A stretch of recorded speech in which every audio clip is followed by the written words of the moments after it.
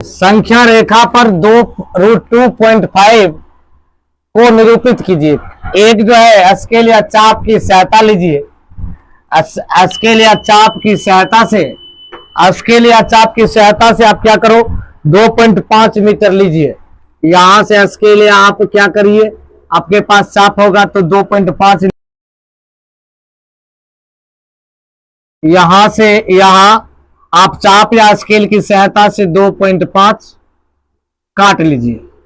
काटने के बाद आप जब ये संख्या आप इधर जो यदि बढ़ाते हो स्केल से, ये मानकर चलिए आप ले लीजिए P। यदि P ले लेते हो आप, इसको B ले लीजिए, इसको आप C ले लीजिए, इसको आप D ले लीजिए, इसको आप A ले लीजिए। आप क्या कीजिए, स्केल या चाप की सहायता से 2.5 माप लीजिए। माप लेने के बाद एक रेखा काटिए। ये रेखा एक और ले लीजिए, ये दूरियां जो है एक काट लीजिए। ये 2.5, ये तो आप चाप स्केल से नाप लीजिए। ओडी आप ये भी यहां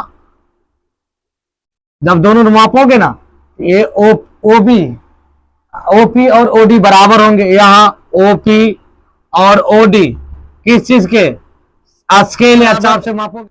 अब ओपी बराबर, यहां से यहां ओपी बराबर ओडी, जितना यहां से यहां तक की दूरी है यहां भी इसका ओपी और ओडी बराबर P,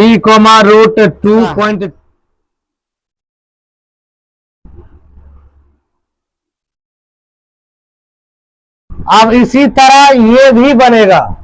आप इसी फिगर को बनाइए। देखिए एक चाप स्केल से आप माप लीजिए। मापने के बाद इसका क्या लीजिए, देखिए 9.√3 तो 9.3 आप यहां ले लीजिए नाप करके। चाप और स्केल से आप माप लीजिए। माप लेने के बाद यहां से एक रेखा लीजिए। अब इसको आप C मान लीजिए। इसके बीच यदि आप लेते हो ये O मान लीजिए, इसको B मान लीजिए। यहां से एक रेखा जाएगा, इसको आप P मान लीजिए। P मानने के बाद इसको D मान लीजिए, ये आपको A मान लीजिए। अब यहां लिख लीजिए, यहां OP बराबर, ये जो इसके अंतराल है एक बिंदु काटते हैं, इकाई बिंदु काटते हैं। OP बराबर OD, ये हो गया।